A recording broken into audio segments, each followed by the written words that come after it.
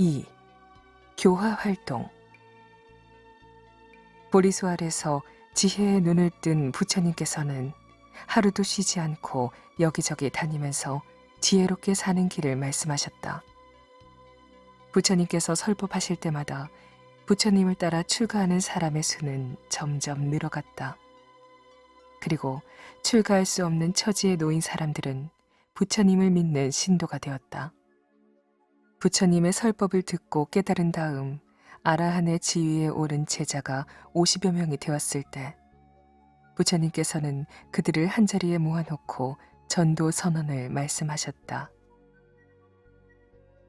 수행자들이여, 세상을 불쌍히 여기는 마음을 가져라. 신과 인간의 이익과 번영과 행복을 위해서 길을 떠나라. 둘이 가지 말고 홀로 가라. 수행자들이여, 처음도 아름답고 중간도 아름답고 마지막도 아름다우며 말과 내용을 갖춘 가르침을 설해라. 완전히 이루어지고 두루 청정한 삶을 널리 알려라. 이와 같이 하여 부처님의 가르침을 이 세상에 널리 펴 중생을 괴로움에서 구제하는 교화 활동이 시작되었다. 제자들을 떠나보내기 전에 부처님께서 다음과 같이 덧붙여 말씀했다. 수행자들이여, 출가한 사람으로서 법을 펼 때 남에게 존경받겠다는 생각을 해서는 안 된다. 남을 도울 줄 모르고 법에 의하여 먹고 살려 하면 법을 먹는 아기와 같이 된다. 또 너희가 전하는 법을 듣고 사람들은 기뻐하리라. 그럴 때 너희들은 교만해지기 쉽다. 사람들이 법을 듣고 기뻐하는 것을 보고 자기의 공덕처럼 생각하면 그는 벌써 법을 먹고 사는 아귀가 된다. 그러므로 법을 갉아먹고 사는 아귀가 되지 않도록 항상 겸손해야 한다. 부처님 자신은 바라나시를 떠나 마가다로 향했다. 길을 가던 도중 길가에서 깊이 들어간 숲속의 한 나무 아래서 잠시 좌선을 할 때였다. 이때 한때의 젊은이들이 숲속 여기저기에서 무엇인가를 찾아다니고 있었다. 나무 아래 조용히 앉아있는 부처님을 보고 그들이 물었다. 한 여자가 도망가는 것을 보지 못했습니까? 사연인즉 그들은 이 근처에 사는 지체 있는 집안의 자제들인데 30명이 저마다 자기 아내를 데리고 숲에 놀이를 왔다고 했다. 그 가운데 한 사람의 독신자만은 기생을 데리고 왔는데 다들 노는 데만 정신이 팔려 있는 동안 기생은 여러 사람의 옷과 값진 물건을 가지고 달아나 버렸다. 그래서 그 여인을 찾고 있는 중이라고 했다. 이와 같은 사정을 듣고 부처님께서 그들에게 말씀하셨다. 젊은이들이여, 달아난 여인을 찾는 것과 자기 자신을 찾는 것 중에 어느 것이 더 중요한가? 놀이에 팔려 자기 자신을 잊어버리고 여인을 찾아 헤매던 그들은 부처님 말씀을 듣고 제정신으로 돌아왔다. 자기 자신을 찾는 일이 더 중요합니다. 그럼 다들 거기에 앉아라. 내가 이제 그대들을 위해 자기 자신을 찾는 법을 가르쳐 주겠다. 그들의 마음은 아직 세상에 물들지 않았으므로 이치에 맞는 부처님의 말씀을 듣고 곧 이해했다. 30명의 청년은 설법을 들은 뒤 그 자리에서 출가했다. 그 무렵 네란자라 강변에 있는 우르웰라 마을에는 까샤빠라는 성을 가진 브라만 삼형제가 살고 있었다. 그들의 영향력은 대단하여 맏형은 500명, 둘째는 300명, 셋째는 200명의 제자들을 각각 거느리고 있었다. 그들의 명망은 매우 높았다. 그들은 불의 신 아그니를 섬기고 있으므로 불을 신성한 것으로 믿었다. 그러나 그 브라만 삼형제도 부처님을 한번 만나 뵙고는 지금껏 그들이 섬겨오던 불의 신을 버리고 당장 부처님의 제자가 되었다. 삼형제와 함께 그들을 스승으로 받들던 1000명의 제자들까지 부처님께 귀의했다. 이렇게 되자 마가다 왕국에서 가장 큰 교단이 그대로 부처님의 교단이 되었다. 이제 부처님께서는 1000명이 넘는 제자를 거느리고 라자그리아로 가시게 되었다. 라자그리아는 예전에 부처님께서 까빌라를 떠나 출가의 길에 올랐을 때 들른 적이 있던 곳이고 또 자신의 성도를 기다리는 빈비사라왕이 있는 곳이다. 라자그리아로 가는 도중 일행은 산을 넘게 되었다. 산 위에 올라섰을 때 부처님께서는 1000명의 제자들을 향해 설법을 하셨다. 보라, 모든 것은 지금 이글이글 타오르고 있다. 눈이 타고 있다. 눈에 비치는 형상이 타고 있다. 그 형상을 인식하는 생각도 모두 타고 있다. 눈으로 보아서 생기는 즐거움도 괴로움도 모두 타고 있다. 그러면 그것은 무엇으로 인해 타고 있는가? 탐욕의 불, 성냄의 불, 어리석음의 불로 인해 타고 있는 것이다. 수행자들이여, 이것을 바로 보는 사람은 모든 것에 대한 애착이 없어지리라. 애착이 없어지면 그는 영원한 안락을 누릴 것이다.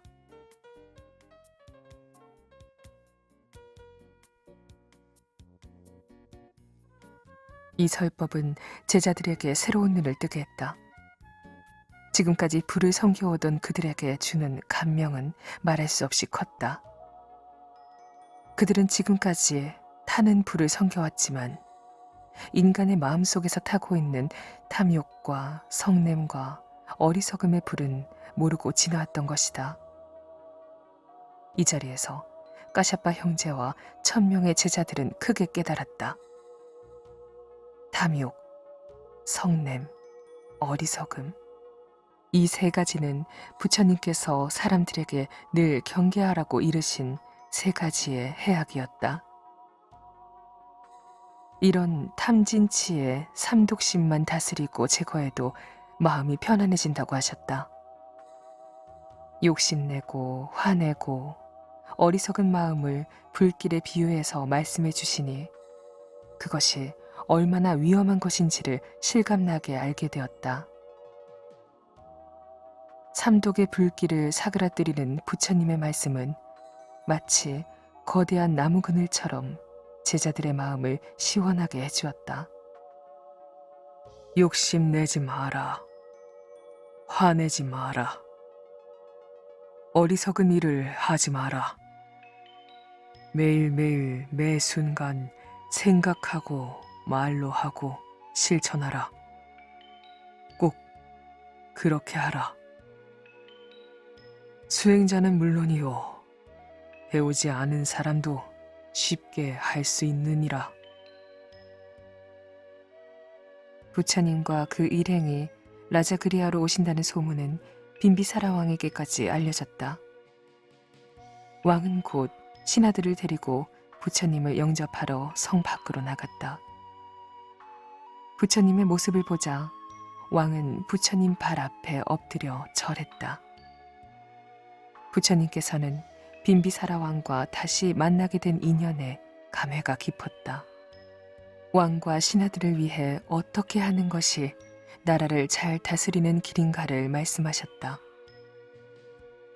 부처님의 설법을 듣고 난 빈비사라 왕은 갑자기 자기 눈이 열리는 듯한 큰 감동을 받았다. 왕은 그 자리에서 자기의 심정을 이렇게 고백했다. 내가 아직 태자로 있을 때 나에게는 5가지 소원이 있었습니다.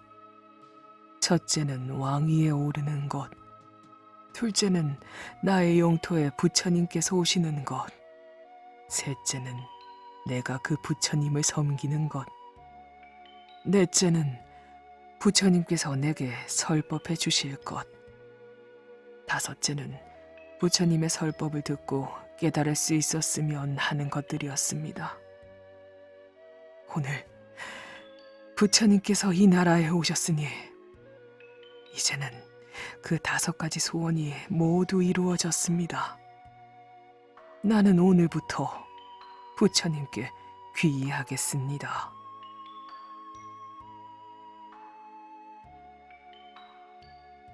이때부터 빈비사라 왕은 한평생 부처님을 섬기는 독실한 신도가 되었다.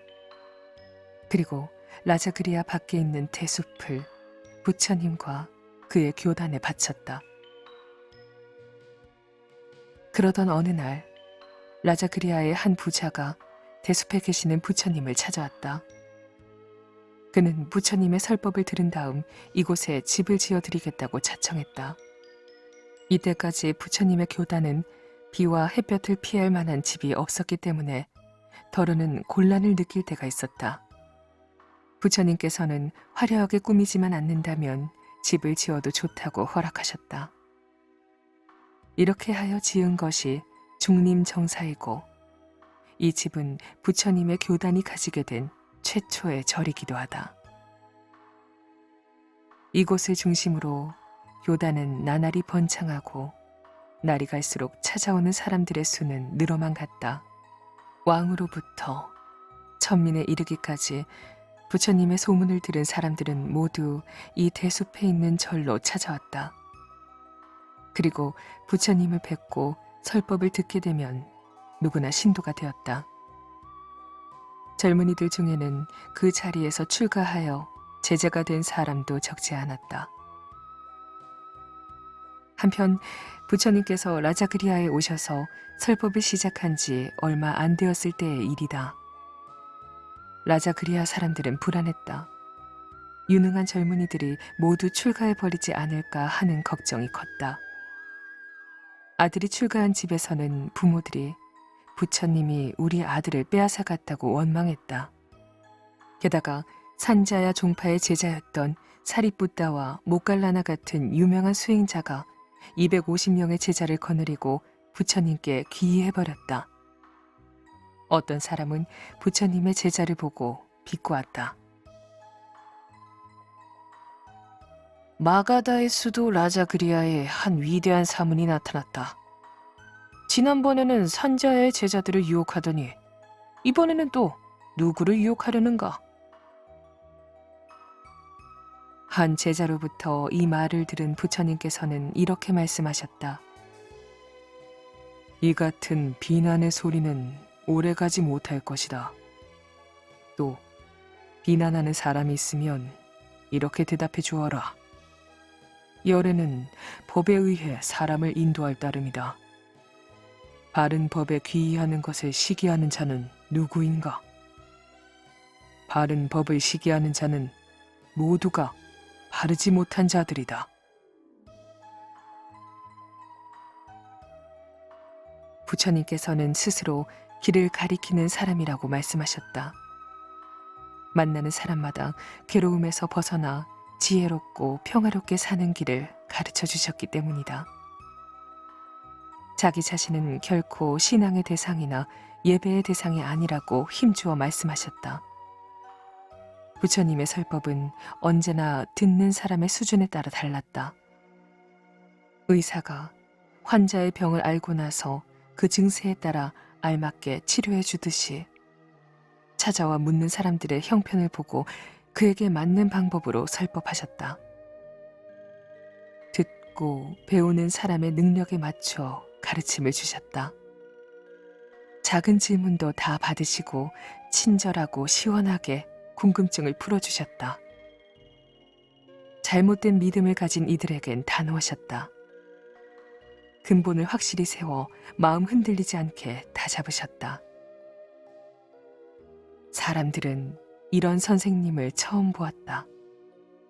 그랬다. 부처님은 성인이신 동시에 선생님이셨다.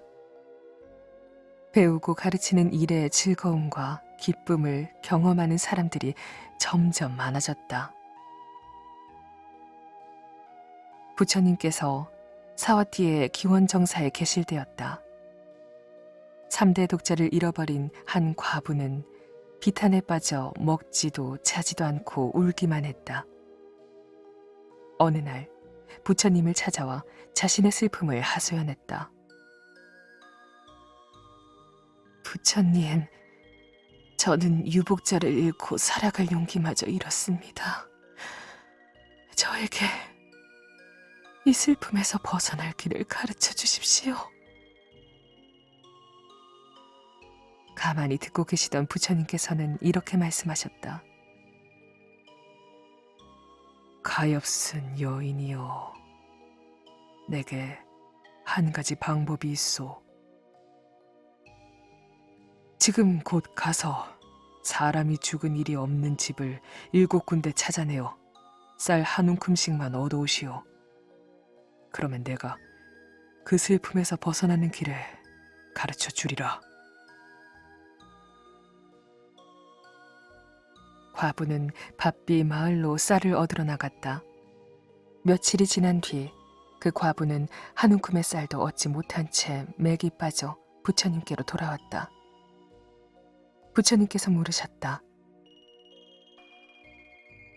사람이 죽지 않은 집이 있었습니까? 그제야 과부는 부처님께서 하신 말씀의 깊은 뜻을 스스로 알아차리게 되었다. 부처님을 쳐다보는 과부의 얼굴에는 어느새 슬픔의 그림자가 사라졌다. 불보냉 집경, 가섭 삼형 제품 외